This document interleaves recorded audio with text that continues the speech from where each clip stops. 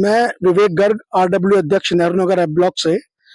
हमारी कोई बेसिक परेशानी ये है कि हमारी कॉलोनी में एक डॉक्टर अरुण बच्चों के डॉक्टर हैं जो कि बड़े सम्मानित और बड़े अच्छे डॉक्टर हैं।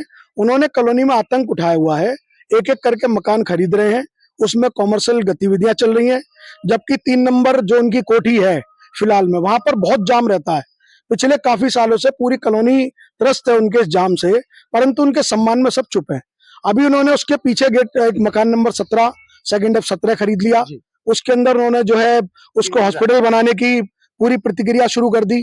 जब कॉलोनी वासियों ने उसका विरोध किया तो वो अलग अलग तरीके से उन्हें टॉर्चर करने पर आमादा हो गए। उससे अभी निपटे ही नहीं है कि उन्होंने गेट नंबर 1 जो कि कॉलोनी में 20 से 25 साल पुराना लगा हुआ है, सभी कॉलोनी वासियों के सहयोग से लगा हुआ है, उसे तोड़ने के लिए जगह जगह से उन्होंने प्रतिक्रिया शुरू कर दी अपनी। और कुछ जो असामाजिक तत्व हैं, कभी कृष्णवीर चौधरी करके कोई एडवोकेट लिख दिया, कभी कुछ करके फोन कराते हैं, कभी नगर निगम से फोन आता है कि जी गेट तोड़ देंगे। ये तो समझ में नहीं आता डॉक्टर साहब, इन 165 मकानों को बिकवाना चाहते हैं, खत्म कराना चाहते हैं, या कॉलोनी खत्म कराना चाहते हैं, आरडब्ल्यू खत्म कराना चाहते हैं, उनकी मंशा क्या स्पष्ट नहीं है। परंतु कल हम उन्होंने एसीपी साहब से, रवि कुमार सिंह से बुलाया था, उन्होंने हमें बैठे उनमें, तो उन्होंने हमसे कहा कि भी गेट आगे करा दें। हमने कहा ठीक है जी, परंतु डॉक्टर साहब की इच्छा ये है कि गेट हट ही जाए, ये अंदर कराओ और अंदर कराओ, कितने मकान पीछे तक गेट जाएगा, वो अनलिमिटेड है।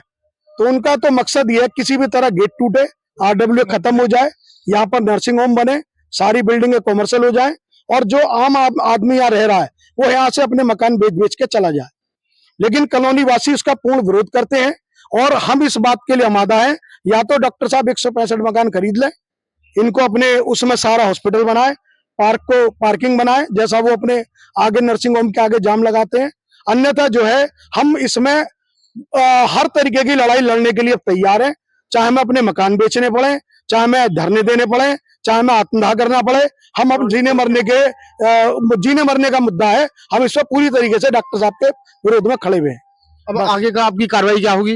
देखो जी, हम ऊपर तक जाएंगे, मुख्यमंत्री जी तक भी जाएंगे, हो सका तो प्रधानमंत्री तक भी जाएंगे।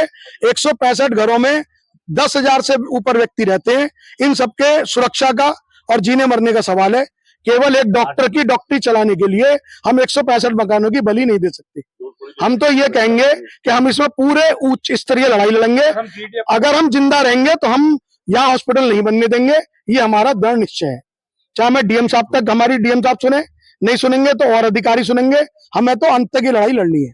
डॉक्टर साहब पर्सनली एक एक व्यक्ति को टॉर्चर करते हैं, उन्हें इंडिविजुअली नोटिस देते हैं, उन्हें इंडिविजुअली पॉइंट आउट करते हैं अपनी रंजिश, हाँ, हर आदमी को उन्हें पता है आरडब्ल्यू अध्यक्ष है, ये महासचिव है, ये सचिव है, उन सबको निरंतर रूप से ही अलग अलग तरीके से फोन कराते हैं और धमकियां दिलवाते हैं। कल कॉलोनी से बाहर के व्यक्ति भी डॉक्टर साहब की सपोर्ट में आए, कोई वकील बता रहा था अपने को, कोई बदमाश बता रहा था, कोई कुछ कह रहा था कि जी इसमें हथौड़ा मार के तोड़ देंगे गेट में। तो सबसे पहले हथौड़ा हम अपने सीने पे खाएंगे, उसके बाद गेट पे हथौड़ा लगेगा। हम इस बात के लिए पूरी तरीके से तैयार हैं। धन्यवाद।